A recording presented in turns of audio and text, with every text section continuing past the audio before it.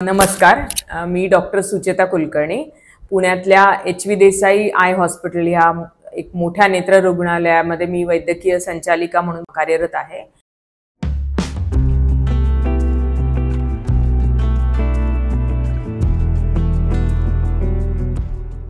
आज आपण थोडक्यात बोलणार आहोत उन्हाळा आणि डोळे यांचा काय संबंध आहे आणि उन्हाळ्यामध्ये डोळ्यांची काळजी कशी घ्यायची. उन्हाळ्याचा सीझन आता सुरू होतोय. पुढचे 3 ते 4 महिने तापमान जवळजवळ 40 डिग्रीच्या पुढे असण्याची शक्यता आहे आणि त्या काळामध्ये डोळ्यांना होणारे विविध प्रकारचे त्रास हे बऱ्याच जणांनी अनुभवले असतील. आपल्या डोळ्यामध्ये अश्रुग्रंथी असतात ज्यातनं अश्रूंचं निर्माण होतं आणि ते अश्रू पूर्ण डोळ्याच्या पृष्ठभागावर पूर्ण इव्हनली पसरले जातात. तर काही कारणामुळे जर ह्या अश्रुग्रंथींच्या कामात बिघाड झाला तर हे अश्रू इव्हनली पसरणं कमी होतं. थोडक्यामध्ये तुम्हाला एक साधं उदाहरण द्यायचं झालं तर रस्त्याने चालताना खाचखळगे असलेला रस्ता आणि पूर्णपणे व्यवस्थित डांबरीकरण झालेला रस्ता यामध्ये जो फरक आहे तोच ड्राय आय मध्ये होतो की अश्रू नीट न पसरल्यामुळे डोळ्यांना आग होणे किंवा चुरचुर होणे, डोळे सारखे चोळावेसे वाटणे किंवा थकल्यासारखं वाटत राहणे, सारखे डोळे बंद करून बसावंसं वाटणे, अशा प्रकारची लक्षणं दिसू शकतात जी उन्हाळ्यामध्ये जास्त प्रमाणात दिसून येतात. डोळ्यातला कोरडेपणा किंवा ड्राय आय असं ज्याला म्हणतात तो कोणाला जास्त होण्याची शक्यता असते तर वयाच्या साधारण 50-55 नंतर हा त्रास जास्त वाढू शकतो आणि जास्त करून हा स्त्रियांमध्ये जास्त आढळून येतो. कारण साधारण पाळी बंद होण्याच्या वयामध्ये शरीरामध्ये काही हॉर्मोनल चेंजेस होतात ज्यामुळे ड्रायनेसचा त्रास हा जास्त करून स्त्रियांमध्ये दिसून येतो. तर मी काही तुम्हाला छोट्या छोट्या टिप्स देणार आहे आज की उन्हाळ्यामुळे होणारा डोळ्याचा त्रास कसा कमी करता येईल.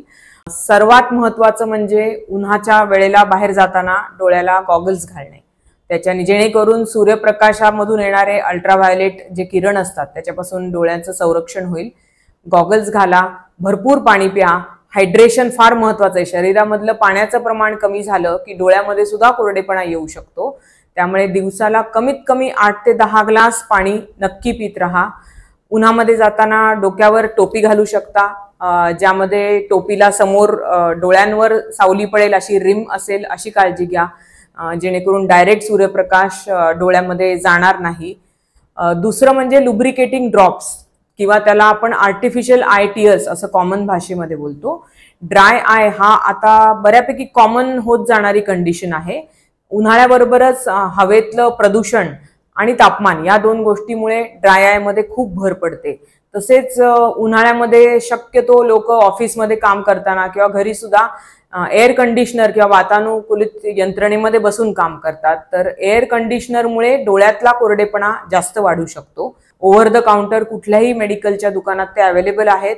साधारण दिवसातनं 3 ते 4 वेळा एका वेळेला एकच थेंब टाकायचा.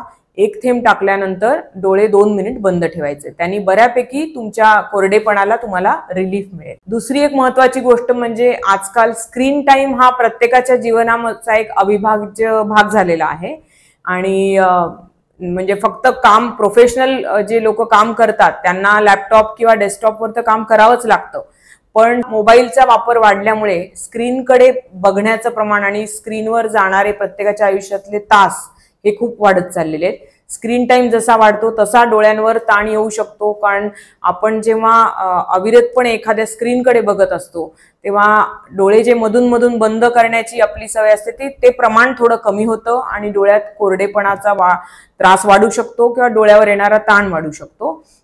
तो त्रास कमी होण्यासाठी एक छोटीशी टिप तुम्हाला देते.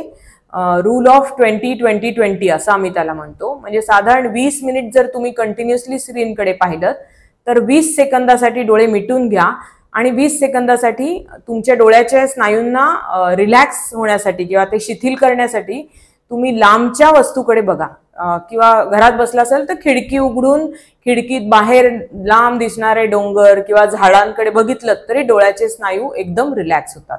सो हा 20-20चा रूल जरी तुम्ही कंटिन्यू चालू ठेवला तर स्क्रीन टाइममुळे येणारा डोळ्यावरचा ताण कमी व्हायला नक्कीच मदत होईल. शेवटची महत्वाची टीप आहे की उन्हाळ्यामध्ये कोरडेपणामुळे किंवा डोळ्यात जर आग वगैरे होत असेल तर साधारणपणे डोळ्यात चोळायची टेंडन्सी बरीच वाढते.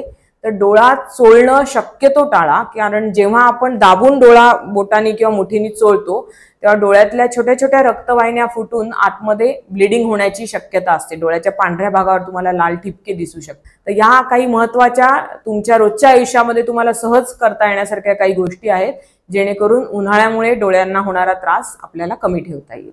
धन्यवाद.